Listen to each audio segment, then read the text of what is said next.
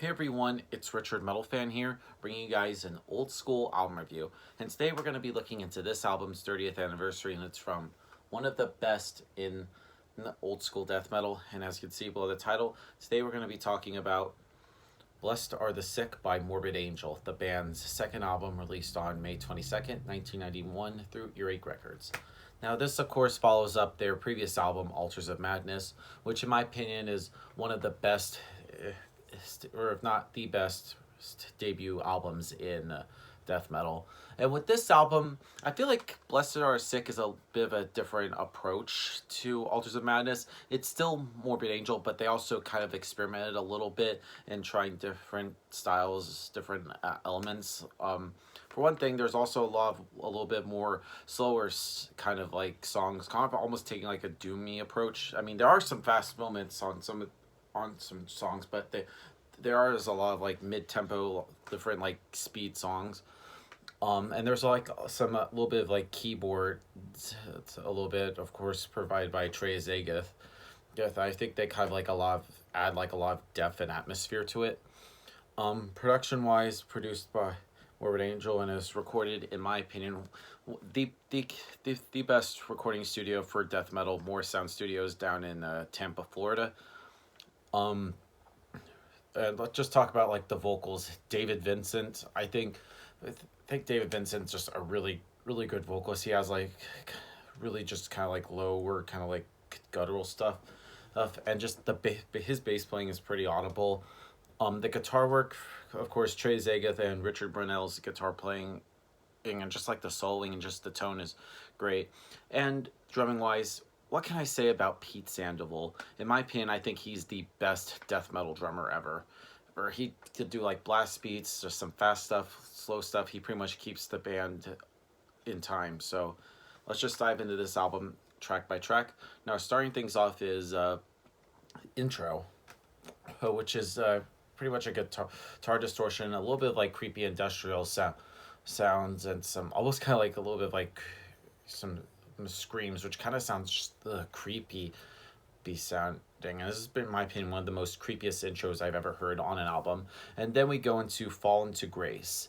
Now, Fall Into Grace begins with some really mid-paced riffs that almost kind of have a little bit of like doomy and despair, and then Pete's drumming just crushes you, and then it just, I feel like David Vincent's vocals, I forgot to add also has a little bit of altered, just to a little bit. It's pretty much recognizable, but it's just sounding a little bit deeper than before. But then also like Trey and Richard just has some really great guitar playing, and just the solos just flow naturally throughout like the whole mood and the vibe of the song. And then we go into Brainstorm. Now, Brainstorm unleashes just fury at its top speed. It almost kind of reminding of Altars of Madness. Even the vocals have like a little bit more kind of like a throaty kind of rasp to it, when it's just filled with some searing solos, some really great vocals. And one would even notice is that this track is pretty much as short as it is, and then the pace slows very briefly before returning to like blistering speed. And structurally, I feel like this song is pretty much like the same elements as the others. There's moving on to Rebel Land. Now, this pretty much maintains a frenetic pace from the last song, though I feel like it adopts kind of like a little bit of like a slower kind of technique. And this song pretty much goes under like 3 minutes, but it's just amazing how well that the guys can infuse it with sort of like an epic kind of like vibe to it. And the solos are really brilliant as well. Next up is Doomsday Celebration. Now, this song is an instrumental, and then Trey sort of like also does a little bit like keyboard stuff, and it just almost kind of sounds like a little bit of like a little old organ, and it just creates sort of like a dismal atmosphere, and it just has like a very horrifying like feeling to it, and then it's a great interlude song which flows into the next song, being Day of Suffering, which just crushes it all in this path. And there's some heavy guitar riffs and just some pounding drums and just some hateful vocals. And then less than a minute, the speed just increases, and it's just fucking a brutal song. Anyway, moving on to Blessed Are the Sick / Leading the Rats. Now, this song is a lot more slower than the previous songs, and this one has like kind of like a little crawl to it. But and then this, I don't know. This song is just just slow and just fucking heavy. And it just ends with sort of like a really great, like almost a weird thing, like a little flute passage, which is just weird considering that this is a death metal album. But I mean, just overall, pretty good song. It just has also a very darker song too. And then we go into Thy Kingdom Come. Now this is pretty much is where it speeds back things back up, and it has like a lot of variety of like riffs and tempo changes. And this is actually a very older song. This is actually appearing on their Thy Kingdom Come demo. Oh, and it almost kind of has like little similarities to the feeling that was like on Altars of Madness. Next up is Unholy Blasphemies. Now this is actually a re-recorded song originally from their the demo album Abominations of Desolation, which actually was released in 1986. And this version I feel like kind of lacks a little bit of like the rawness of the Abominations one. Though I feel like this song is more, or this version I should say, is more streamlined and concise. It's almost about as half the length of the original, but it doesn't even drag, though the impression, because I've only heard this one about prior. And David Vincent's vocals just doesn't seek like that raspiness that original member Mike Browning has, but he just continues to sort of like that deeper style employed throughout this entire album. Then we go on to Abominations, which is yet another version that has existed around Abominations of Desolation.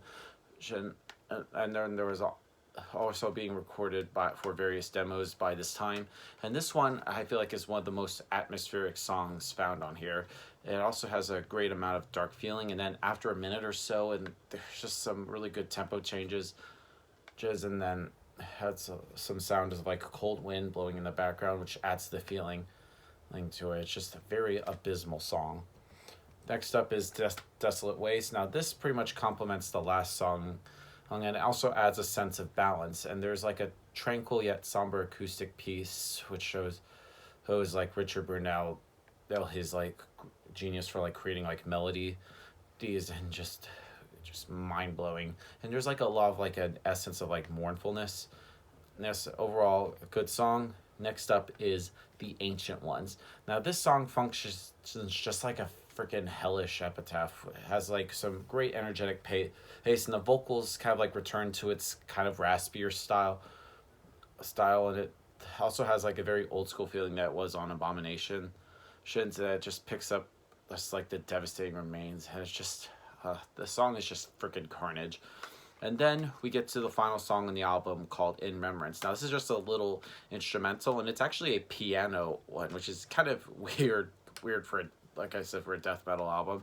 And it's just a very interesting way to end this album. They just ended it just very calm and soothing. It's just, I don't know. It's a very interesting way to end this album. Now overall, Blessed Are the Sick by Morbid Angel is a classic in their catalog. So if I would give this album a score, I'm going to give this album a solid 9 out of 10. So yeah, that's my review of Blessed Are the Sick by Morbid Angel, guys. Let me know in the comments what you guys think about the album, and I'll see you all in the next video. And as always, keep it metal.